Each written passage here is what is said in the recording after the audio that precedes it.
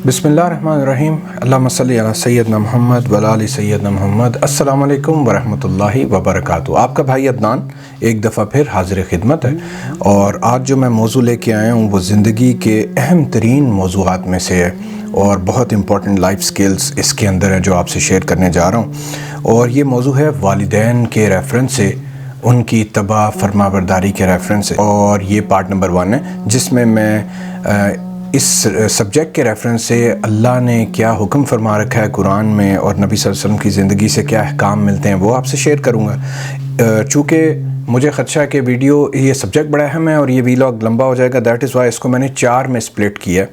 और इससे अगला जो वीलॉग होगा पार्ट नंबर 2, उसमें इस सब्जेक्ट की इम्पोर्टेंस के रेफरेंस से बात करूँगा कि वाई इट इज़ इम्पॉर्टेंट।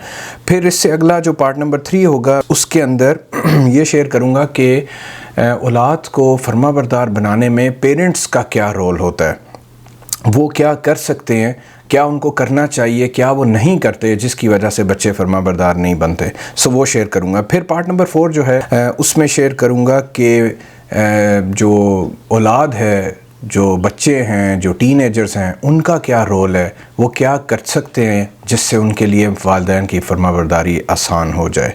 सो ये सारा कुछ जो है वो आपसे शेयर करने जा रहा हूँ 4 वीलॉग्स में और 4 पार्ट्स में। आइए देखते हैं जी। आगाज़ करते हैं अहकाम से। तो कुरान करीम में सूरह बनी इसराइल है, उसकी आयात नंबर 23 से 25 हैं। उसमें अल्लाह ताला फरमाते हैं, और तुम्हारे परवरदिगार ने इरशाद फरमाया है कि उसके सिवा किसी की इबादत ना करो और माँ बाप के साथ भलाई करते रहो। अगर उनमें से एक या दोनों तुम्हारे सामने बुढ़ापे को पहुँच जाएं तो उनको उफ़ तक ना कहना और ना उन्हें झिड़कना और उनसे बात अदब के साथ करना। और इज्ज़ो नियाज़ से उनके आगे झुके रहो और उनके हक़ में दुआ करो कि ए परवरदिगार, जैसा इन्होंने मुझे बचपन में शफ़क़त से परवरिश किया है, तू भी इनके हाल पर रहमत फरमा। जो कुछ तुम्हारे दिलों में है तुम्हारा परवरदिगार उससे बखूबी वाकिफ़ है। अगर तुम नेक होगे तो वो रजू लाने वालों को बख्श देने वाला है। मेरे नज़दीक कुरान पाक की ये आयात 2-3 जो हैं ये मोर दैन इनफ़ हैं इस बात को अंडरस्टैंड कर लेने के लिए कि अल्लाह ताला किस कदर अहमियत दे रहे हैं वालिदैन की तबा पे, फर्मा बरदारी पे, उनके लिए मोहब्बत के लिए, उनके लिए दुआ करने के लिए। ये सारा कुछ उन्होंने इसलिए कह रखा है कि वो बुढ़ापे को पहुंच गए और उन्होंने बड़ी कुर्बानियाँ दी आपके लिए, और अब अल्लाह हुक्म कर रहे हैं कि तुम भी उनका ख्याल रखो। क्योंकि देखो बड़ी मज़े की चीज़ है, असल में अल्लाह ताला कहते हैं ना कि मैं पालने वाला हूँ, मैं ही पालता हूँ। सो बच्चा जबकि अभी पैदा भी नहीं हुआ होता उसको किस कदर प्यार से उसकी माँ के पेट में अल्लाह ताला पालते हैं। फिर वो पैदा हो जाता है तो वो माँ किस कदर कुर्बानियाँ दे के उसको पालती है, मोहब्बत करती है। उसका बाप अपने लिए कुर्बानियाँ देता है, अपनी ज़िंदगी जीना छोड़ देता है, अपनी औलाद के लिए जीना शुरू कर देता है। सो ये सारा कुछ करते हुए अल्लाह इंसान को और उस बच्चे को पाल रहे होते हैं माँ बाप के दिलों में मोहब्बत डाल के। सो जब वो बड़ा हो जाता है फिर अब अल्लाह ताला उस बच्चे को ये कह रहे हैं कि अब तुम भी ख्याल रखना इनका, इन्होंने किस कदर कुर्बानियों से मोहब्बत से तुम्हें पाला है, तुम इनका ख्याल रखना। सो अल्लाह हमें तौफीक दे दें इन बातों को अंडरस्टैंड करने की।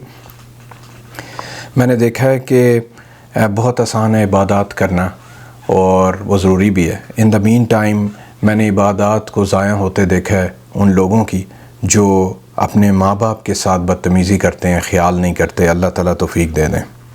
आपको नबी सल्लल्लाहु अलैहि वसल्लम की ज़िंदगी से कुछ बताता जाऊँ। बुखारी और मुस्लिम में एक हदीस है बड़ी ज़बरदस्त। एक सहाबी अल्लाह के नबी सल्लल्लाहु अलैहि वसल्लम से पूछते हैं कि ए अल्लाह के रसूल सल्लल्लाहु अलैहि वसल्लम, अल्लाह को कौन सा अमल बहुत महबूब है? तो अब आप सुनिए नबी सल्लल्लाहु अलैहि वसल्लम क्या जवाब दे रहे हैं। जो लोग अल्लाह के मुकर्रब होना चाहते हैं ना, तो ज़ाहिर है वो ऐसे काम करना पसंद करेंगे जो अल्लाह को पसंद है। तो अब अल्लाह के नबी बता रहे हैं कि अल्लाह को कौन सा अमल महबूब है। अल्लाह के नबी सल्लल्लाहु अलैहि वसल्लम इरशाद फरमाते हैं, अब बता रहे हैं कि कौन सा अमल महबूब है। बहुत फरमाया, अपने वक़्त पर नमाज पढ़ना। फिर वो साहबी कहते हैं, मैंने पूछा कि इसके बाद कौन सा अमल है जो अल्लाह को बहुत पसंद है? तो फरमाया, वालिदैन के साथ नेकी करना। सुभान अल्लाह। फिर वो साहबी कहते हैं, मैंने पूछा कि या रसूलल्लाह फिर इसके बाद कौन सा? तो आपने फरमाया कि अल्लाह के रास्ते में जुहद करना, कोशिश करना, जिहाद करना। सो अब आप समझ लें कि वालिदैन के साथ नेकी करने का کس قدر معاملہ اللہ کے نبی نے فرمایا کہ اہم ہے اور اللہ کو کتنا محبوب ہے، بہت پیارا ہے۔ سو جو لوگ بھی اپنے والدین کے ساتھ صبر سے چلتے ہیں، ان کی بات کا برا نہیں مناتے، پیار کرتے رہتے ہیں ان سے، ان کی بات مانتے رہتے ہیں، جھک کے رہتے ہیں، خدمت کرتے رہتے ہیں، یہ لوگ مقرب الہی بنتے ہیں۔ یہ میری آنکھوں نے دیکھا۔ پھر بخاری میں ایک اور حدیث شریف ہے، اسی ریفرنس سے بڑی زبردست۔ اللہ کے نبی صلی اللہ علیہ وسلم فرماتے ہیں کہ میں تمہیں سب سے بڑے گناہ کی خبر نہ دوں؟ آپ سب کے دیکھیں کان چوکنا ہوتے ہیں سب لوگ کہ کون سی ایسی خبر ہے؟ فرمایا جو سب سے بڑا گناہ ہے۔ صحابہ نے عرض کیا کیوں نہیں ہے اللہ کے رسول، آپ بتائیے۔ تو اللہ کے نبی صلی اللہ علیہ وسلم فرماتے ہیں کہ اللہ کے ساتھ شرک کرنا اور والدین کے ساتھ نافرمانی کرنا۔ اب آپ دیکھ لیں، یہ کبیرہ گناہوں میں شرک کے ساتھ اللہ کے نبی نے اس کو اٹیچ کیا ہے۔ آپ کو عرض کروں کہ اللہ تعالیٰ نے قرآن پاک میں کئی جگہ فرمایا کہ میں سب کچھ معاف کر سکتا ہوں لیکن میں شرک معاف نہیں کروں گا۔ وہاں سے اور نبی صلی اللہ علیہ وسلم کی اس حدیث سے دونوں چیزوں سے پتہ چلتا ہے کہ کبیرہ ترین گناہوں میں شاید سر فہرست نمبر 1 گناہ جو ہے وہ شرک ہے، اور اس کے ساتھ اللہ کے نبی نے اٹیچ کیا اس دوسری چیز کو کہ بہت بڑے گناہوں میں ایک گناہ شرک کے ساتھ والدین کی نافرمانی ہے۔ اللہ تعالیٰ ہمیں اس کی سیویرٹی سمجھنے کی صلاحیت دیں اور عمل کی توفیق دیں انشاءاللہ۔ اس سلسلے میں سورہ ابراہیم کی آیات ہیں 40 اور 41۔ اللہ تعالیٰ فرماتے ہیں، اے پروردگار مجھ کو ایسی توفیق عنایت کر کہ نماز پڑھتا رہوں، اور میری اولاد کو بھی یہ توفیق بخش دے کہ اے پروردگار میری دعا قبول فرما۔ اے پروردگار حساب کتاب کے دن میری اور میرے ماں باپ کی اور مومنوں کی مغفرت کیجیے۔ یہ بیسیکلی وہ دعا ہے جو ہم اتحیات میں بھی نماز میں آخری حصے میں پڑھتے ہیں، رب جلنی مقیم الصلاۃ ومن ذریتی ربنا وتقبل دعا ربنا اغفر لی ولوالدی وللمؤمنین یوم یقوم الحساب۔ یہ وہ دعا ہے جو اللہ تعالیٰ نے خود قرآن پاک میں ہمیں سکھا دیا کہ اپنے ماں باپ کے لیے کیسے دعا کیا کرو۔ یہ نماز کے آخری حصے میں پلیز ضرور پڑھا کریں۔ سب چھوٹی سی دعا ہے، یاد کر لیں اور بہت نفع دینے والی ہے۔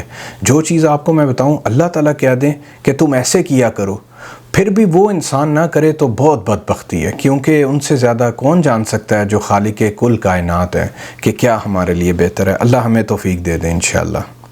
مسند احمد میں ایک بڑی پیاری حدیث شریف ہے، لمبا واقعہ مختصر کر کے بتاتا ہوں کہ ایک شخص ہجرت کے موقع پر آپ صلی اللہ علیہ وسلم کے پاس آیا بیعت لینے کے لیے، اور وہ کہتا ہے کہ میں اس حال میں آیا ہوں کہ اپنے والدین کو روتا چھوڑ آیا ہوں۔ وہ رو رہے تھے، تنگ تھے، خوش نہیں تھے کہ میرا بچہ چلا جائے گا۔ تو اللہ کے نبی صلی اللہ علیہ وسلم نے بیعت کرنے سے لینے سے اس سے انکار کر دیا اور کہا کہ تم جاؤ واپس اور اپنے ماں باپ کو جیسے تم نے رلایا ہے ان کو ہنساؤ، جا کے ان کو خوش کرو، اور تم میرے ساتھ ہجرت پہ نہیں چلو گے۔ کیسی خوبصورت بات ہے کہ وہ بہت بڑے جو مقصد ہیں دین کے، اس میں ایک جگہ جہاد کا بھی آیا، وہ بھی آپ سے شیئر کروں گا، لیکن ان میں بھی اللہ کے نبی صلی اللہ علیہ وسلم کی آپ اگر روش دیکھیں تو وہ ہمیشہ یہ دیکھتے رہے کہ کسی کے ماں باپ ہرٹ نہ ہوں۔ بے شک دین کی اتباع، پیروی اور اس پہ چلنا ضروری ہے، سب کچھ ہے، یٹ ماں باپ کو پتہ نہیں کیا ان کا درجہ ہے کہ اللہ کے نبی ان کو دکھ دے کے دین پہ چلانے کے اوپر قائل نہیں تھے کہ کوئی بھی صحابی اپنے والدین کو دکھ دے اور پھر نبی کے ساتھ چلے۔ He really did not want to do this. اللہ ہمیں اس کے سمجھنے کی توفیق دے دے انشاءاللہ، اور اللہ آپ کو اس پہ توفیق دے دے انشاءاللہ سمجھنے کی اور عمل کی۔ بہت خوش رہیں، دعا میں یاد رکھیں۔ السلام علیکم ورحمۃ اللہ وبرکاتہ۔